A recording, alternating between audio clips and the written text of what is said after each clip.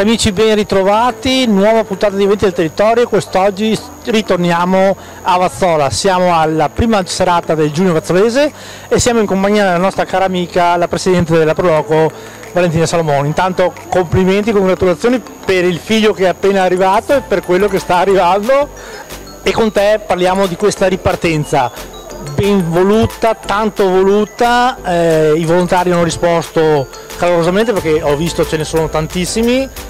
Si riparte alla grande. Sì, allora si riparte alla grande e diciamo siamo qui un po' titubanti perché appunto essendo appena ripartiti non sappiamo qual è la risposta delle persone, però si presume appunto sia una bella risposta, visto che sicuramente c'è la voglia di ripartire, di uscire, di libertà, perché alla fine quello è libertà, insomma, di tornare alla normalità.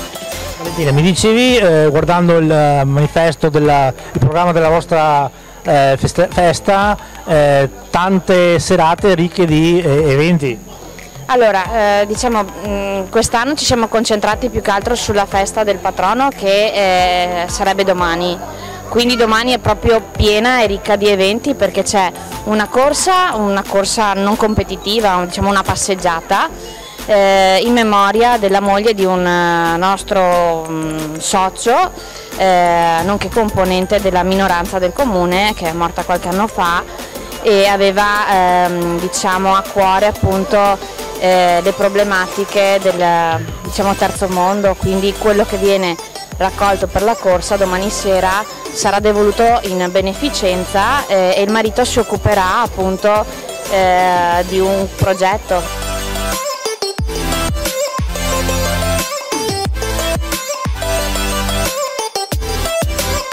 Le altre sere diciamo sono più concentrate sull'aspetto proprio della cucina, quindi la classica costicina, salsiccia e insomma quello che è effettivamente la sagra, insomma, di per sé.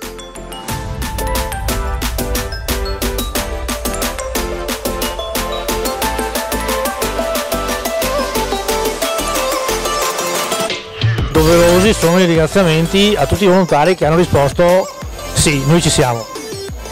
Il ringraziamento sì, è doveroso, perché appunto all'inizio eravamo anche titubanti sul fatto di partire per la sagra, perché non avevamo risposta di volontari, perché siamo stati fermi questi 2 anni, quasi 3.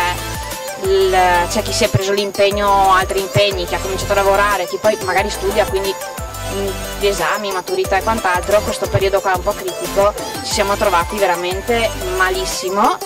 Abbiamo pensato con il consiglio di fare di cartelli per il paese e abbiamo visto che la risposta c'è stata, non pensavamo, però c'è stata, e soprattutto tra i giovani.